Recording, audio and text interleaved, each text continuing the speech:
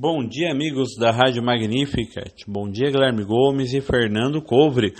Hoje é segunda-feira. Meu comentário político está focado na reforma previdenciária.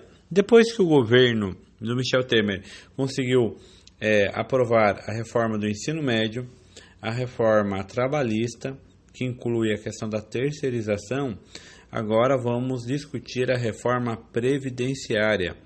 É uma reforma muito importante e obviamente necessária porque o Brasil ele é politicamente um país desigual, economicamente um país desigual, socialmente um país desigual. Então a Previdência obviamente reflete isso.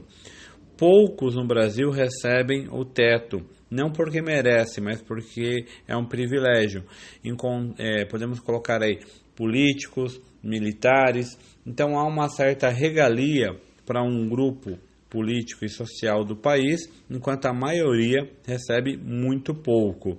Posso incluir a minha mãe, a mãe de vocês aí, os pais, os avós, porque é a maioria da população. O Estadão, o jornal aqui do Estado de São Paulo, entrevistou o Pedro Neri, que ele é consultor do Senado. E ele fez uma pesquisa interessante, mostrando aí alguns pontos que falam sobre a futura reforma da Previdência, se for essa. Lembrando que o governo Michel Temer ele tinha uma reforma da Previdência muito dura e punia principalmente os pobres. Agora ele mudou e falou que essa reforma realmente o Brasil precisa. Então a outra é só discurso político. Se a sociedade não cobrasse, não investisse e a classe política também não fosse para o ataque, a outra reforma que estaria em pauta. Isso significa o quê? Significa que é a pressão política que está fazendo as mudanças na reforma e não um governo consciente do seu papel de aprimorar e melhorar o país.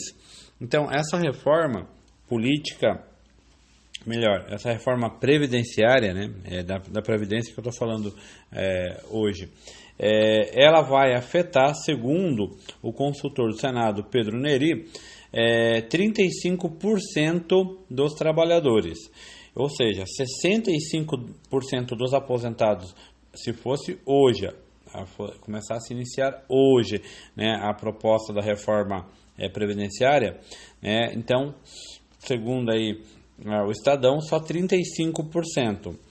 E segundo o próprio consultor Pedro Neri, a maioria dos afetados seriam políticos ou pessoas que pedem a aposentadoria por tempo de contribuição e não por idade.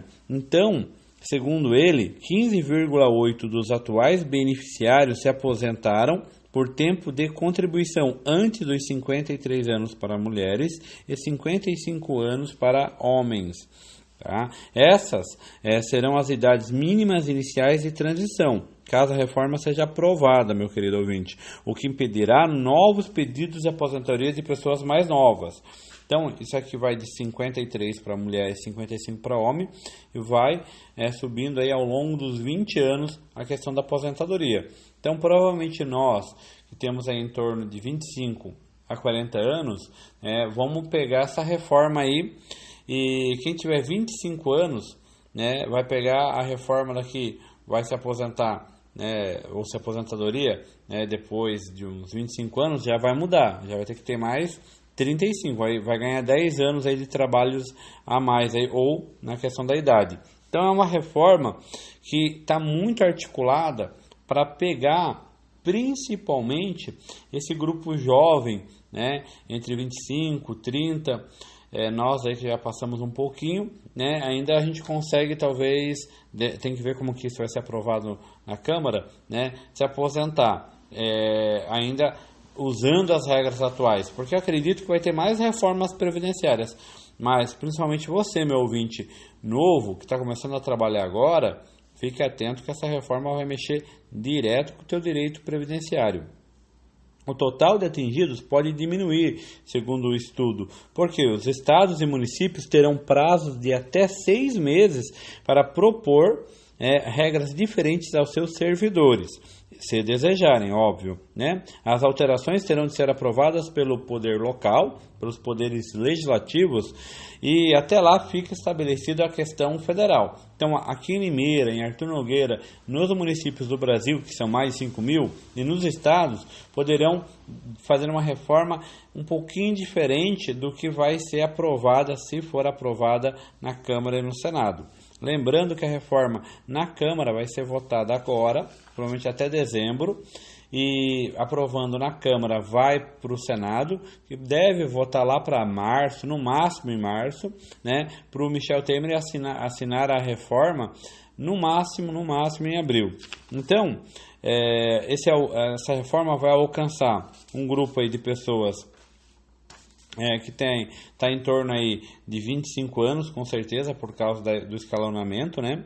E cerca de 1/3, então, dos atuais beneficiários seriam afetados pela atual proposta de reforma, né? Aposentados, por exemplo, então, como por tempo de contribuição antes de 55, 53 anos, daria em torno de 15,8% hoje, né?